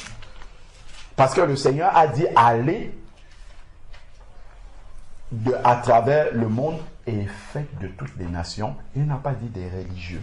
Il n'a pas dit des personnes qui adhèrent à votre mouvement. Il a dit faites des disciples. Donc des personnes qui sont prêtes à porter leur croix, à souffrir, à marcher pour le maître. C'est ceux-là que le Seigneur demande de former. Il ne dit pas, oh, nous sommes une belle église, nous sommes remplis, nous sommes nombreux. Combien sont disciples? Si le Seigneur vient, c'est ça qu'il va demander. Il ne dit pas combien vous êtes. Il dit combien parmi vous là sont disciples. C'est eux qui m'intéressent. C'est à cette stature-là que je veux vous amener. Combien sont réellement disciples de Jésus-Christ? Donc si quelqu'un ne renonce pas à lui-même et se charge de sa croix, il ne peut me suivre. Donc il ne peut pas devenir disciple de Jésus-Christ. Donc méditons bien sur ces paroles-là sans se mentir nous-mêmes, en examinant concrètement nos vies depuis que nous sommes devenus enfants de Dieu, depuis que nous sommes devenus, depuis que nous disons que nous sommes disciples de Jésus-Christ, regardons avant, regardons après, soyons capables de lister ce qui a changé concrètement dans notre vie, dans nos cœurs, ainsi de suite. Si je dis par exemple à quelqu'un aujourd'hui, certains sont passés dans les eaux du baptême, ça fait 1 an, d'autres moins d'1 an. Si je demande, est-ce que vous pouvez me dire si réellement vous voyez une croissance spirituelle dans votre vie? Depuis que vous écoutez les messages, est-ce que concrètement, pratiquement, est-ce que vous ressentez une croissance spirituelle dans votre vie? Une transformation réelle? Un changement radical pratiquement. Est-ce que l'un, l'autre peut dire, pour ceux qui sont là depuis un peu avant, par rapport à l'année passée et cette année-ci, ça a changé dans ma vie. Avant, je ne comprenais pas ça, ou bien je ne savais pas comment mettre en pratique, mais maintenant, ça, c'est sûr que c'est un acquis dans ma vie. Ça aussi, c'est un acquis. Ça, c'est maintenant différent. Est-ce qu'on est capable de dire ça? Si on examine concrètement, c'est de cette manière-là, en fait, que nous devons avancer en nous préoccupant. Est-ce que réellement ma vie change? Est-ce que réellement ma vie est transformée au fur et à mesure que la parole, la Bible dit en fait qu'il faut désirer comme des enfants, c'est dans 1 Pierre 2. Il faut désirer comme des enfants nouveau-nés le lait non frelaté de la parole pour que vous croissiez. La parole de Dieu, c'est pour que nous grandissions. Mais il n'y a pas de croissance, il n'y a pas d'obéissance. Quand j'écoute la parole de Dieu, je dois désirer vivre cette parole-là. Parce que quand je vais commencer à vivre cette parole, je vais grandir. Et Dieu va amener justement les circonstances pour que je puisse expérimenter cette parole-là. Et si je la vis bien, en fait, je vais grandir spirituellement. Mais si je n'obéis pas à cette parole-là, en fait, je vais rester au même stade. Mais intellectuellement, il y aura beaucoup de connaissances comme ça que j'aurai acquises. Mais par contre, sans changement dans ma vie. Il n'y aura rien de changé pratiquement. Mais je pourrais m'asseoir comme ça et discuter de beaucoup de sujets de la Bible, mais ça restera quelque chose de théorique complètement. Mais ça n'aura rien apporté, le fruit réel dans ma vie, ça n'aura rien apporté. Parce que je ne suis pas entré réellement dans le désir d'obéir. Et c'est parce que dès la case de départ, le renoncement n'est pas là. Le désir de porter ma croix, de me charger, d'accepter la souffrance dans ma vie, je n'ai pas décidé. Mon cœur n'est pas tout entier pour le Seigneur. Il y a encore une partie de moi qui est là, qui essaye de vivre et puis d'avoir sa propre volonté. Donc, c'est tout ça en fait. Si ces choses-là n'ont pas avancé et que je vois vraiment le fruit digne de la repentance qui arrive, qui progresse dans ma vie, en fait, je ne suis pas utilisable par le Seigneur. Parce que le but de tout enfant de Dieu ne doit pas être « je suis sauvé, j'attends la nouvelle Jérusalem ». Je suis sauvé, si Dieu me laisse sur la terre, c'est pour être utile pour lui. Il faut que je sois un vase d'honneur utilisable par le Seigneur. Mais Dieu, avant de t'utiliser, il veut être sûr que tu es formé. S'il envoie quelqu'un vers toi, il faut que la personne puisse cueillir les fruits dans ta vie, en fait. S'il n'y a pas de fruits, qu'est-ce qu'on va cueillir dans ta vie? Si ta vie ne produit pas de fruits, si Dieu envoie des personnes, ils vont cueillir quoi? Il n'y aura rien à cueillir. Si tu te dis, mon frère, ma soeur, comment tu as géré telle situation par rapport à la parole de Dieu, si tu n'as rien à dire, le Seigneur ne va pas envoyer des personnes vers toi, parce que la Bible nous dit dans Éphésiens chapitre 4 verset 11 que Dieu a donné les apôtres, les prophètes, les docteurs, de tous les ministères dans l'église pour le perfectionnement des saints en vue de l'œuvre du service. Parce que tout le monde est amené à servir Dieu. Donc les ministères, la parole qu'on apporte là, c'est pour que le peuple de Dieu soit nourri, grandisse et devienne eux-mêmes utilisables par le Seigneur. Aillent partout où ils sont et portent du fruit là-bas, en fait. Mais si ce mécanisme-là ne s'est pas mis en place, je passe 1 an, je passe 2 ans, je passe 3 ans, je suis toujours là, j'écoute des messages, ma vie ne change pas concrètement, je ne vois pas Dieu me conduire vraiment dans une vraie vie de disciple en me donnant des responsabilités dans le corps de Christ. Je dois m'arrêter et dire, Seigneur, il y a quelque chose qui ne va pas. Est-ce que c'est ta parole que je ne connais pas? Si tu connais la parole, ça veut dire qu'il y a un autre problème. Il y a un blocage quelque part. Il y a quelque chose que je ne fais pas bien. Il y a un processus dans la vie du disciple qui s'est mal passé chez moi en fait. Donc, ce que je lis dans la parole, je ne vois pas comment est-ce que ma vie spirituelle, ma vie de disciple, j'ai envie de dire ça, évolue véritablement. Et il n'y a pas de plus grande joie dans le cœur du disciple de voir quand Dieu commence à te confier des choses. Il te confie une mission, tu l'amènes jusqu'au bout, tu pries pour tel sujet, tu vois comment le sujet aboutit, tu exhortes telle personne, tu vois la personne grandir. En fait, tu réalises que tu es utile pour le maître. Et c'est la seule chose pour laquelle je suis sur la terre. Si tu es sur la terre et que tu portes du fruit pour le monde, tu as bâti des immeubles et tout ça, ça ne sert à rien en fait. Ce n'est pas ça les attentes du Seigneur en nous laissant ici sur la terre. Il nous aurait pris depuis longtemps. C'est pour que nous soyons là et que nous portons du fruit. Et ce fruit-là, que d'autres puissent venir vraiment cueillir de ces fruits-là. Ça doit être une préoccupation dans nos cœurs. Si je vis seulement pour moi, je suis converti, je vis pour moi, bon, j'attends le Seigneur. En fait, c'est que je n'ai pas encore compris le but. Il y a un but, en fait, dans l'évangile. Quand le Seigneur vient, il te sauve, tu étais une pierre morte, il fait de toi une pierre vivante. C'est vraiment pour que tu vives et que tu portes du fruit. C'est pas que tu restes là comme une pierre qui est dans le mur. Elle a trouvé sa place dans le corps de Christ et elle ne bouge plus. Non, c'est une pierre vivante. Ça doit vivre réellement. Ça doit faire des choses. Et c'est dans un processus de croissance spirituelle, en fait. On doit vraiment s'interroger sur ces choses-là. C'est très, très important. Sinon, en fait, on aura une vie spirituelle monotone, en fait. Et on va finir par s'ennuyer. Souvent, tu trouves un enfant de Dieu, il s'ennuie dans la vie spirituelle. On lui a dit, il a compris qu'il fallait laisser ça, les anciennes compagnies, ça. Après, il est là, il ne sait pas quoi faire. En fait, un enfant de Dieu a tout, il y a tellement de choses à faire. Et parce que Dieu veut tellement nous utiliser, mais parfois il ne peut pas parce que on n'est pas équipé en fait. On a refusé l'équipement du Seigneur. Il faut d'abord qu'il nous forme avant de nous utiliser. Mais comme on ne s'est pas laissé former par le Seigneur, au bout d'un moment de la vie spirituelle, on commence à tourner en rond. Ça ne change plus. C'est monotone. C'est tout pareil. Parce que, en fait, il n'y a pas eu vraiment, le déclenchement de la nouvelle vie. Parce que quand Jésus vient vraiment déclencher la nouvelle vie, ce n'est pas pour que tu t'arrêtes et que ça devienne monotone. Au contraire, c'est vraiment une fusée qui commence à monter. Au fur et à mesure que tu reçois les enseignements, tu les vis, tu pries par rapport à ça, Dieu t'amène sur le terrain pour commencer à expérimenter ça de manière pratique, concrète. Et tu vas te retrouver débordé en fait. Débordé parce que Dieu en fait, ce qu'il fait, quand on vient, on est aveugle à l'œuvre de Dieu. Au début, plus on grandit spirituellement et qu'on acquiert, on acquiert de la maturité, on commence à devenir un vase utilisable par le Seigneur. Le Seigneur commence à ouvrir tes yeux sur les besoins qui sont dans le corps de Christ. Il commence à te montrer là, tu as tel talent, ça là, ça peut servir là.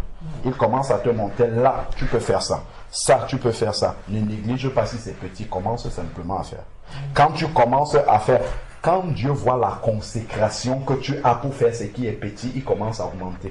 Il commence à augmenter, il commence à te donner plus de responsabilités et ainsi de suite. Et après, tu te retrouves, en fait, ta vie spirituelle sera tellement remplie, tu seras épanoui. Parfois, tu vas même plutôt t'arrêter et te dire, Seigneur, je n'ai même plus le temps pour prendre un peu de recul par rapport à tout ça.